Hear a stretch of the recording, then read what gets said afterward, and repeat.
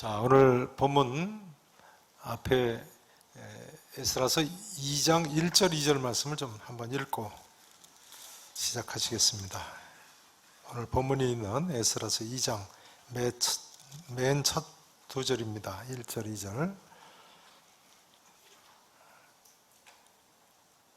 자, 제가 먼저 1절 봉독드립니다. 2절 읽으시죠. 옛적에 바벨론 왕 느부갓네살에게 사로잡혀 바벨론으로 갔던 자들의 자손들 중에서 노임을 받고 1차 바벨론 포로 귀환 때 돌아온 명단입니다. 예루살렘과 유다 도로 돌아와 각자의 성읍으로 돌아간 자, 곧부터 같이 읽으십니다. 시작. 곧 스룹바벨과 예수아와 느헤미야와 스라야와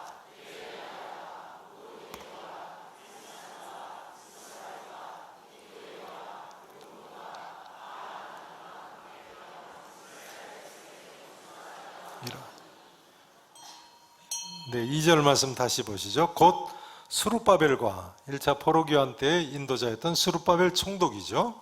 그 다음 누굽니까? 예수아와 대제사장이죠. 그 다음 누굽니까?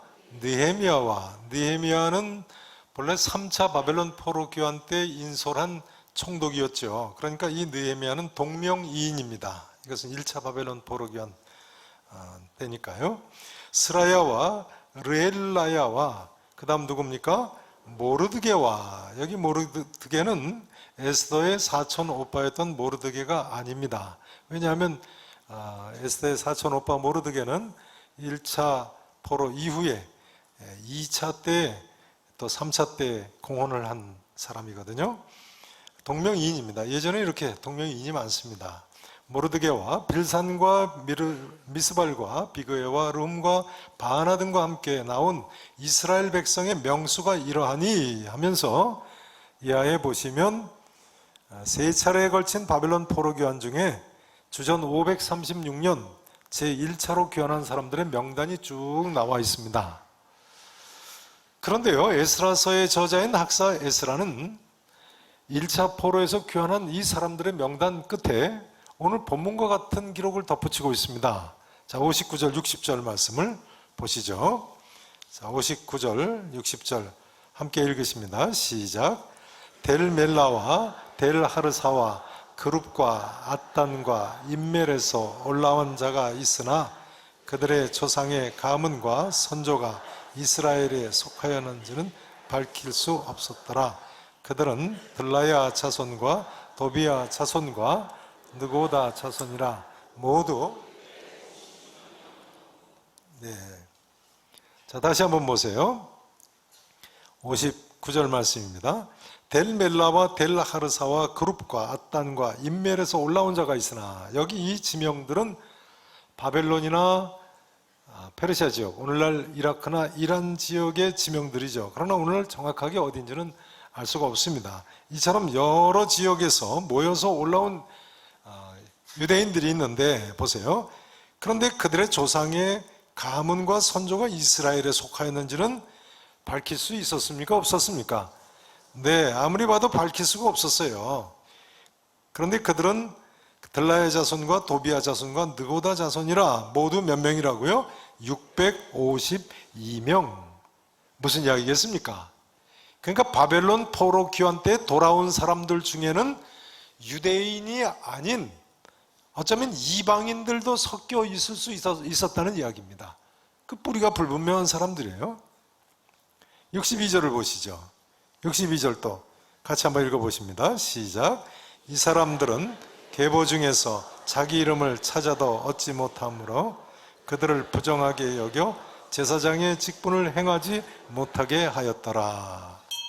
자, 그 다음에 나오는 또 사람들은요, 이 사람들은 자기들의 레위 지파, 제사장 지파 사람 후손이라고 주장은 하는데 그 근거가 또 불분명한 사람들이에요. 일반인들 중에도 유대인이라고 할 수 없는 사람들이 있었고, 또 제사장이라고 주장하는 사람 중에도 뿌리가 불분명한 사람들이 있었어요. 이방인들일 가능성이 높은 거죠. 그 다음 이제 64절 65절을 보세요. 자, 함께 64절 65절 또 읽으십니다. 시작. 온 회중의 합계가 42,360명이요 그 외에 남종과 여종이 7,337명이요 되셨습니다. 예, 여기 보시면요 1차 포로 교환 때 귀환한 총 인원이 온 회중의 합계가 몇 명이라고요? 42,360명. 그런데요 그 다음 65절에 보시면 그 외에, 그러니까 이 42,360명 이외에 말이죠, 돌아온 누구들이요? 남종과 여종이 몇 명이라고요?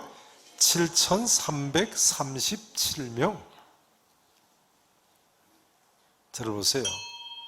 그런데요 이스라엘 사람들은 서로 종을 삼지를 못했습니다. 서로 노예를 삼지 못했어요. 사람을 돈을 주고 사서 종으로 부릴 수가 없었습니다. 그러니까 여기 이 남녀 종이라는 것은 전부 이방인들이라는 이야기입니다. 1차 바벨론 포로 귀환 때 유대인 귀환자 총수가 42,360명인데요 그 이외에 이 사람들은 분명히 이방인이다 하는 사람 남녀 종의 총수가 몇 명이라고요?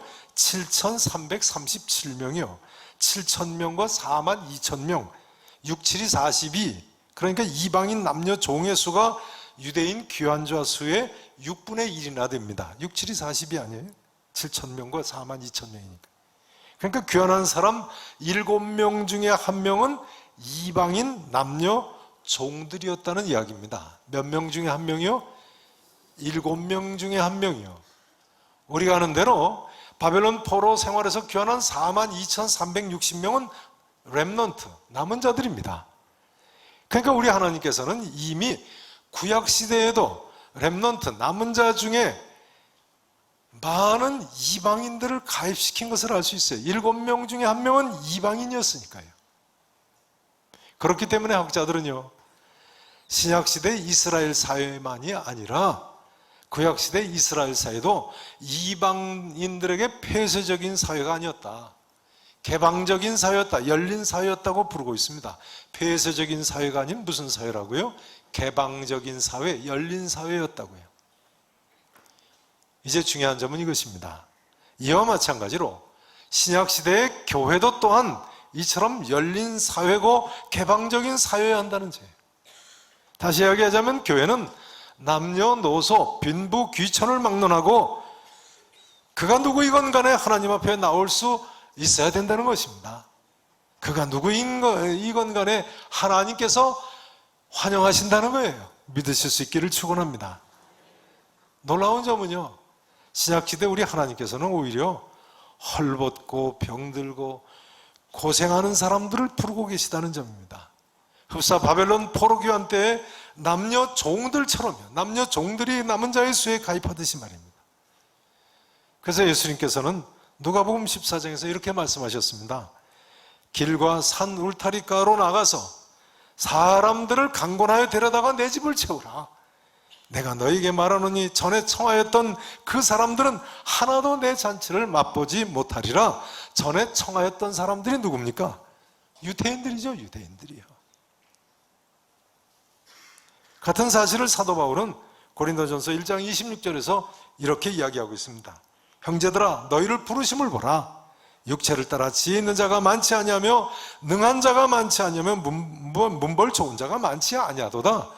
이방 고린도 교회에 힘들고 어려운 사람들이 많이 들어온 것을 알 수 있습니다. 그러니까요 우리가 교회 안에서 내 지혜나 내 능력이나 외모나 뭐 가진 것이나 내 소유나 세상 문벌 학벌 그런 거 자랑하면 안 되는 거예요. 우리는 그저 우리 하나님의 전적 은혜로 구원받은 사실을 자랑해야 되고 하나님께서 사랑하시는 교회의 구성원으로 나를 가입하게 하셨다는 그 사실 하나만 가지고 감사하고 증언하면 될 줄로 믿습니다. 성도 여러분, 오늘도 족보 없는 자와도 같던 남녀 종과도 같던 이방인인 나를 남은 자로 구원하신 하나님의 은혜에 감사하시며 오직 하나님께만 영광을 돌리시는 삶을 사실 수 있기를 진심으로 축원하겠습니다. 이제 한 가지 더 생각해 보실 점은요, 64절, 65절 말씀입니다. 64절, 65절 말씀을 다시 한번 또 보십니다. 자, 함께 다시 읽으십니다. 온 회중의 합계가 42,360명이요.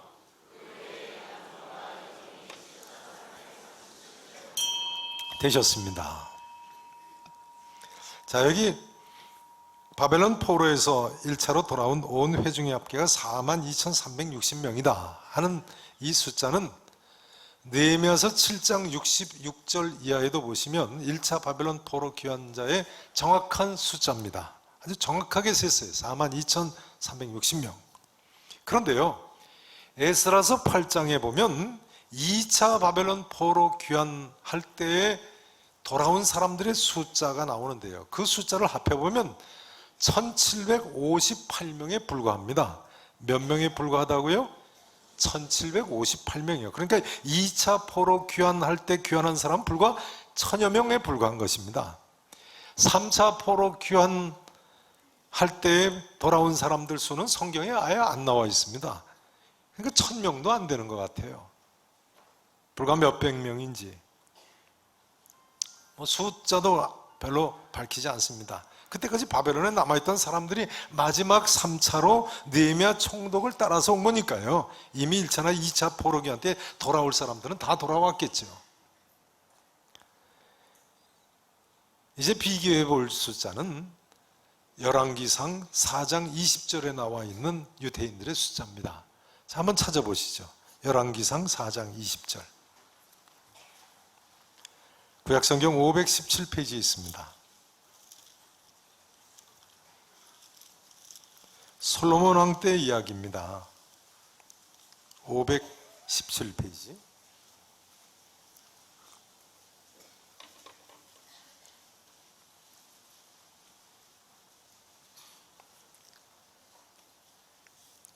열왕기상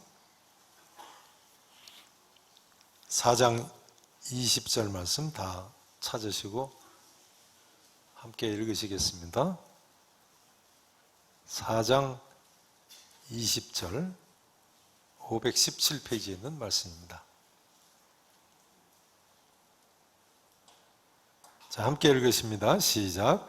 유다와 이스라엘의 인구가 바닷가에 모래 많게 되매 먹고 마시며 즐거워하였으며. 자, 솔로몬 왕 때요, 남북 이스라엘의 인구가 어느 정도 많게 됐다고요? 바닷가에 모래같이 많게 됐다고요. 그러니까요, 저를 보세요.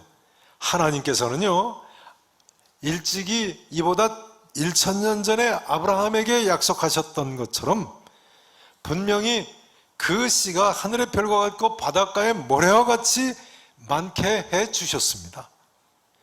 근데 이스라엘 민족이 왜 이렇게 그 바닷가에 모래같이 많던 사람들이 이제 4만여 명밖에 안 남게 된 것입니까? 하나님 말씀대로 살지 못했기 때문에. 그 수많은 사람이, 참 가슴 아픈 이야기죠. 하나님의 약속의 자녀들이 어쩌다 이렇게까지 초라하게 이지러졌습니까?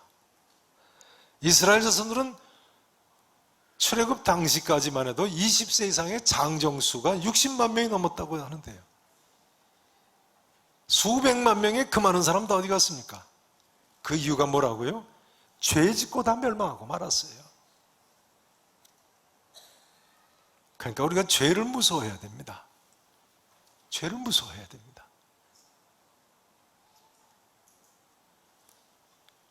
또 혹시라도 죄를 지으면 예수 그리스도의 죄사함의 약속을 믿고 즉시라도 회개하고 돌이켜야죠. 그래야만 살기는. 죄를 짓기를 고집하면 절대로 안 되는 겁니다. 아멘이시죠? 이제 에스라서 3장 12절 13절 말씀을 보십니다. 에스라서 본문 다음 장입니다. 3장 12절 13절 말씀.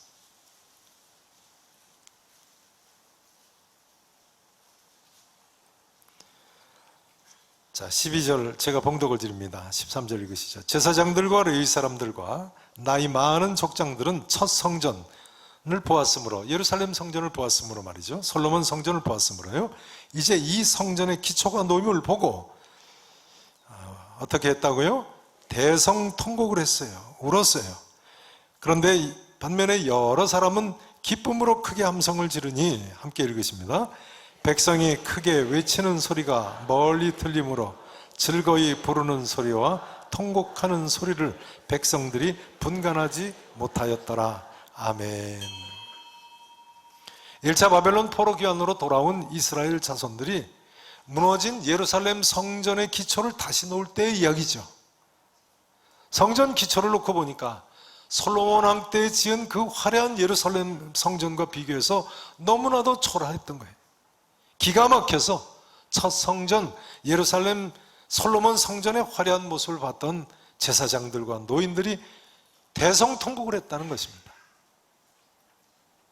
물론 포로로부터 돌아와서 성전 기초를 놓으니까 다른 젊은이들은 기뻐하고 즐거워하고 찬송을 하는데 말이죠. 여러분, 이때 이스라엘 노인들의 통곡의 의미가 무엇인지 공감이 되십니까? 왜 대성통곡을 했겠습니까? 우리가 조금이라도 일찍 하나님 말씀대로 살았으면 얼마나 좋았을까? 우리가 왜 좀 더 일찍 하나님 뜻대로 살지 못했던가? 참회의 눈물 아니겠습니까? 회개의 눈물 아니겠습니까?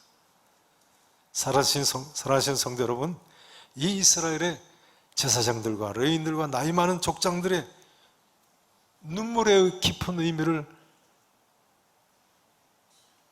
생각하시는 시간이 되기를 바랍니다. 또한 여러분, 당시에 이스라엘 젊은이들의 감사와 기쁨과 즐거움, 찬송의 의미를 아시죠? 하나님 감사합니다. 우리를 천에 하나 만에 하나 남겨주시고 불러주신 것 감사합니다. 바다에 모래와 같이 많던 백성들 중에 4만여 명 살려주셨는데 하나님, 우리 살려주셨습니다. 하나님 감사합니다. 공감하시는가요?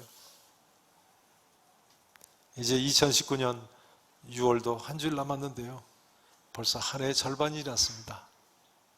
지난 한 해 절반 만에 또 얼마나 많은 사건 사고들이 있었는지요. 저희 교회 권사님 한 분은 이번에 헝가리 부다페스트에서 배가 침몰하지 않았습니까? 근데 그 침몰한 배를 바로 전날 밤에 타셨다는 거예요. 그 사고 나는 날은 같은 여행사라서 더 이상 일정을 진행하지 못하고 귀국하셨다고 그래요. 권사님이 그 전날 밤에 배를 타셨을 때 안내를 하던 젊은이가 얼마나 사람이 좋은지, 근데 그 젊은이가 그날 다음날 변을 당했다는 거예요. 그 얼마나 안타까운 일입니까? 그러니 대형 사건 사고들이 얼마나 우리 가까이서 일어나는 것입니까? 어떻게 보면 이렇게 살아있다는 것이 기적이고 감사하실 일입니다. 네. 문명이 발달할수록 초대형 사고는 더 많이 일어나는 것 같아요. 사실은 내일 모레가 6.25 전쟁 발발일입니다만, 대한민국 사람 전체는 6.25 전쟁 때 살아남은 것 하나만 가지고도 감사하면서 평생 살아야 된다는 이야기를 들은 적이 있습니다. 아마 전쟁 세대 어르신들은 공감하실 겁니다. 얼마나 많은 사람들이 전쟁 때 죽었습니까? 저부터도 전쟁 후 세대입니다만, 부모님 중에 한 분만 그때 돌아가셨어도 오늘날 우리가 있습니까? 없습니까? 있어요? 없어요? 그러니까 감사하면서 살아야죠. 남의 얘기 듣듯이 하시네.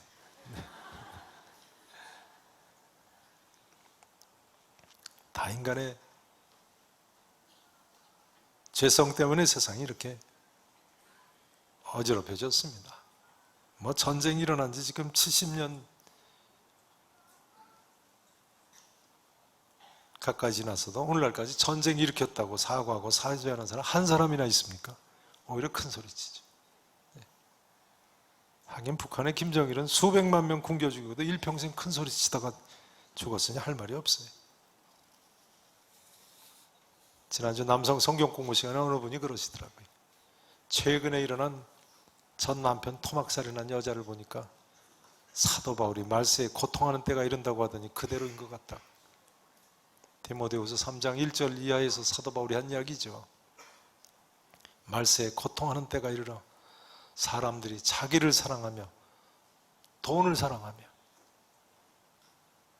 교만하며 비방하며 부모를 거역하며 감사하지 아니하며 뭐 하지 않는다고요? 감사하지 않는다. 거룩하지 아니하며 무정하며 원통함을 풀지 아니하며 모함하며 절제하지 못하며 그 다음이 뭡니까? 그 다음이 뭐죠? 사나우며요. 사나우며. 사람들이 왜 이렇게 사나우지 말이죠. 선한 것을 좋아하지 않으며 배신하며 조급하며 자만하며 쾌락을 사랑하기를 하나님 사랑하는 것보다 더한다고. 경건의 모양은 있으나 경건의 능력은 부인한다고 그랬어요. 정말 이런 시대가 임한 것 같습니다. 인간들이 어째서 이런지요. 그런 생각해 보면요, 이런 험난한 광야와 같은 세상을 사는 우리 연약한 인생들에게 하나님께서 우리가 세상 떠난 후에 천국에 갈 수 있게 해주셨다는 이 구원의 기쁜 소식 복음밖에는 달리 위로받고 위로할 길이 없습니다. 그러므로 이 복음을 믿는 성도들은요, 항상 감사하며 기뻐하며 찬송하며 동시에 인간의 죄성을 붙들고 눈물 흘리고 통곡하며 씨름하며 우는 사람이라고 할 수밖에 없습니다. 세상 사람은 알지 못해도요, 하나님의 은혜를 받은 성도만은 이런 슬픔 많은 세상 가운데서도 기뻐하고 감사하고 하나님께 찬송을 돌려하는 이유와 의미가 분명히 있는 것입니다. 7월 첫 주가 올 전반기 동안 함께 하신 하나님 은혜를 감사하시는 맥주 감사주일이 되겠습니다만, 감사절 유래도 그렇죠. 영국의 청교도들이 신대륙에 정착할 때 온갖 어려움에 직면하니까 회의를 모였다고 합니다. 기근 들고 날은 추워지고 많은 사람들은 병들어 죽고 너무 어려우니까 회의를 하니까 많은 사람들이 하나님께 금식 기도를 하자고 그러더라는 거예요. 하나님께 금식 기도 해야 되겠다. 근데 그 회의에 참석했던 한 동부가 우리가 지금 당하고 있는 고난만 바라보고 금식하기보다는 우리에게 있는 것들을 바라보고 하나님께 감사드린 축제를 벌이자고 하더랍니다. 마침내 그 의견이 채택이 돼서 추수감사절이 시작됐다고 합니다. 결정적으로 그 농부의 의견을 받아들이게 된 한마디가 있는데요, 그것은 우리에게 그 무엇보다 신앙의 자유가 있지 않느냐 했다는 거예요. 뭐가 있다고요? 신앙의 자유가 있지 않느냐. 그러니 감사하자 해서 감사절을 축제를 시작했다. 결과적으로 오늘까지 감사의 모범이 되지 않았습니까? 여러분, 올 한 해 지난 전반기 동안 얼마나 감사하는 생활을 하셨습니까? 올 하반기에도 우리에게 비록 어려움이 있다고 해도 감사하며 사시기 바랍니다. 우리에게 뭐가 있어요? 신앙의 자유가 있잖아요. 신앙. 마음껏 예수 믿고 마음껏 찬양하고 마음껏 하나님 섬길 수 있는 신앙의 자유가 있잖아요. 전에 세례문답을 하는데요, 한 할머니가 그러세요. 본래 당신은 믿던 사람이 아니었는데 손주 때문에 손주가 전도해가지고 세례문답을 받으러 오셨더라고요. 그래서 그러면서 뭐라고 그러시냐면요, 손자가 교회를 다니더니 뭐라고 그러냐면, 할아버지 할머니 교회 나오시면 내가 100점 받겠다고 그러더라는 거예요. 그래서 그래라. 그러니까 손자가 몇 점 받았을까요? 진짜 100점을 받아가지고 오더라는 거예요. 그러니 꼼짝없이 교회 나가게 되신 거죠. 그런데 이 할아버지 할머니께서 교회 나오셨을까요? 나오셨을까요? 근데 손자가 100점을 맞았는데 약속을 어기고 교회를 안 나가셨다는 거예요. 교회를 안 나오셨다는 거예요. 계산교회를. 그랬더니 손자가 어느 날 뭐라고 그러냐면요, 할아버지 할머니가 약속을 안 지키시니까 나도 공부 안 하겠다고. 그래 겁이 나서 교회 나오게 되셨다. 우리 손자 주일학교, 그 손자 주일학교 어느 부서 선생님한테 배웠는지 제가 그 선생님을 좀 꼭 좀 만나 뵙고 싶습니다. 근데 생각해 보면요, 이것이 우리나라니까 가능한 이야기죠. 중국만 같아도 뭐 북한은 말할 필요도 없고 어린애들에게 일체 전도를 하지 못하게 했어요. 그런 일이란 있을 수 없는 일입니다. 회개권도 말할 필요도 없죠. 애들한테 전도를 못하게 하잖아요. 어린 손자가 먼저 믿고 할아버지 할머님을 예수 믿으시라고 전도한다? 이건 우리나라에서나 있을 수 있는 일이에요. 많은 나라에서 이처럼 전도하는 것이 불가능합니다. 특히 애들한테. 서양 같으면 손자하고 같이 살지도 않죠, 할아버지 할머니가. 오죽하면 할아버지 할머니가 손자 손녀 보고 싶어서 재판을 하겠습니까? 아들 며느리 재판을 했어요, 미국에서요. 우리 손자 좀 보게 해달라고. 나도 손자 볼 권리가 있다고. 누가 이겼을까요? 할아버지 할머니가 이겼을까요? 아들 며느리가 이겼을까요? 할아버지 할머니가 이겼어요. 그러니까 우리가 지금 우리가 처한 상황을 오히려 어떤 점에서 감사해야 되는가? 감사의 제목들을 찾으시고, 특별히 신앙의 자유를 이처럼 누리게 된 것 감사하고, 예수님 잘 믿으시기 바랍니다. 이제 이 한마디로 말씀 증거를 마쳐야겠습니다. 아무쪼록 이제부터는 날마다 구원의 기쁨과 즐거움 가운데 찬송하며 감사하며 사시기를 축원합니다. 우리는 남은 자들이라니까요. 남은 자들이니까. 천에 하나 만에 하나 남은 자들이라니까요. 바닷가에 모래와 같은 많은 사람들 중에 4만여 명 남은 자에 해당되는 사람들이라니까요. 그러나 동시에 또한 좀 더 온전히 하나님 뜻대로 살지 못한 것 안타까워해야 되고, 눈물을 흘리며 이제는 하나님 뜻대로 새롭게 힘내서 새 출발하시는 우리 모든 계산의 성도 여러분 되실 수 있기를 우리 구주 예수 그리스도 이름으로 간절히 축원하겠습니다.